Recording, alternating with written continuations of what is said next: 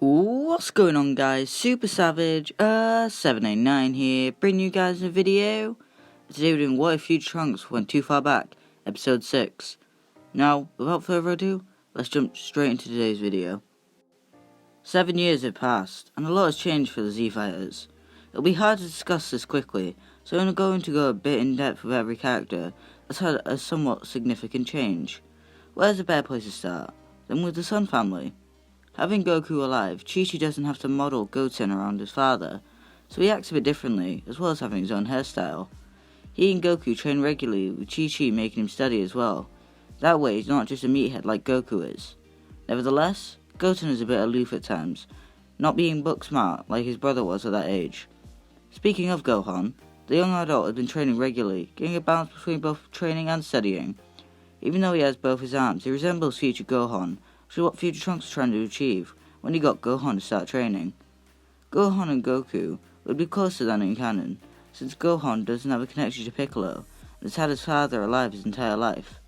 He also does some light training with his younger brother, making him a little bit stronger, teaching him some basic stuff. Moving from the Sun family to the Breeze family, Yamcha and Bulma are close, with Yamcha bringing a bunch of money in for Capsule Corp by playing baseball and giving all the money to the company. He even gets his team to be sponsored by Capsule Corp. The two of them even have a kid, a little girl named Bra. She takes great interest in technology, as well as playing baseball with her father.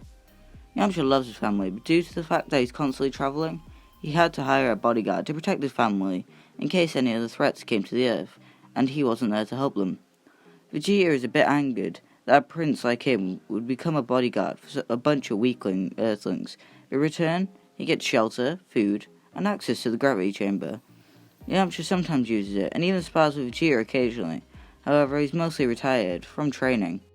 Transitioning from the same prince to low-caste Saiyan, Talos and Ranfran have married each other, living in West City. They also have a kid named Amon, who Talos named. Although it's not a Saiyan name, he kind of likes it. Amon acts pompous and cocky, citing himself as the strongest, which his parents find amusing. Talos teaches his son the ropes of combat, and even a thing or two about playing dirty, remembering his youth, and how he and his comrades used to cheat to win. This might sound like a reference to Dragon Ball Zero, and it is, but in this timeline, Raditz and Talos weren't in the same group. Amon, through training, manages to achieve Super Saiyan, as does Goten. There is also one major change that I forgot to mention in the last video. The cameras at the Cell games were never broken, meaning the world saw Gohan kill Cell. This means that Gohan is remarked as the world's hero. Luckily for the Sun family, Gohan rarely leaves the house, and nobody knows where he lives, so they don't have any paparazzi disturbing them when they train. It also means that Mr. Saiyan isn't as beloved and is only known as the winner of the 24th Tenkaichi Budokai. Once it's time for Gohan to go to school, he's flying there not wanting any attention. That's when he notices a robbery, and his pure nature cannot allow him to idly sit by as someone is robbed. He ignites his Super Saiyan form, flying down, and stops him as normal. The public currently watching him are amazed that Gohan is still doing good stuff, taking pictures of him, asking for their autographs. They're then shocked as he powers down, asking how he does it. He tells everyone that he's going to be late for school, and floats upwards before flying off. Everyone's a bit bummed out at the fact that Gohan left so soon, but are amazed at the fact that he signed all their notebooks so quickly. Once arriving at school, his day goes normal, as does him becoming the hero of the city, and he even meets and trains Videl. The only difference is that Gohan doesn't become the Great Saiyan Man, due to the fact that everyone already knows he's a hero. Having not seen each other in a while, and wanting to keep the tradition of martial arts alive, the Z-Warriors decide to go to the 25th Tenkaichi Budokai. Everyone has interactions, and they're kind of excited about fighting. Of course, the paparazzi are there, taking pictures of Gohan, and even the announcer mentioned being there. Everyone signs up for the tournament, with Yamcha and Talos signing up in place of Android 18 and Piccolo. The kids division is interesting, and this will be one of the few times I actually go in depth about it. Luckily, Amon and Goten are placed on opposite sides of the bracket, so they don't have to fight each other until the final round. Amon starts getting cocky, doing unnecessarily flashy moves to try and impress Bra. She doesn't really take note of it. Then Goten and Amon finally step onto the arena, ready to fight. Amon and Goten start fighting, with it being clear who is the strongest. Amon keeps trying flashy moves, giving Goten the chance to get in hits, which gives him nearly advantage, which the announcer just eats up. Son Goten takes an early advantage in the ring, just like his brother and his father. I guess martial arts runs in the family. This annoys Amon as he wants to be seen as a winner, and goes for a secret technique. He kicks Goten in the chin, knocking him upwards, and then grabs 2 tiny bags of sand in his hand, hiding them in his wrist cloths. He flies up to Goten, ripping open the bags, and double open-handed punches Goten, hitting him in the eyes with sand, which luckily none of the audience sees. This gives Amon the upper hand to start to beat him up. Goten's eyes are red and burning with small grains of sand all around them, and Bra is the one to notice this, with her high intellect. She determines the symptoms very quickly, being smart. This is what wins Amon the chance as he punches Goten out of the arena. Bra rushes to him and holds Goten, asking if he's okay. She kinda has a little bit of a crush on him, but she won't admit that. Amon comes over, smugly smiling, flexing his arm, asking Bra if she liked that performance. I saw what you did, you cheated. Goten's your friend, and you did this to him. You monster. This takes Amon aback a bit. No one has ever given him any pushback like this. This isn't right. Bra is meant to love him. Bra takes Goten to the medic, leaving Amon in awe. Moving swiftly along, the tournament plays out very normally, which is surprising in a what if. The only difference is the fact that Taylor fights the Surin Kai and easily defeats him, not showing him the same respect that Piccolo did in canon. Shin thought about using him for the energy, but he'd probably die. He doesn't feel like the strongest. So Gohan gets used for the energy steal as normal.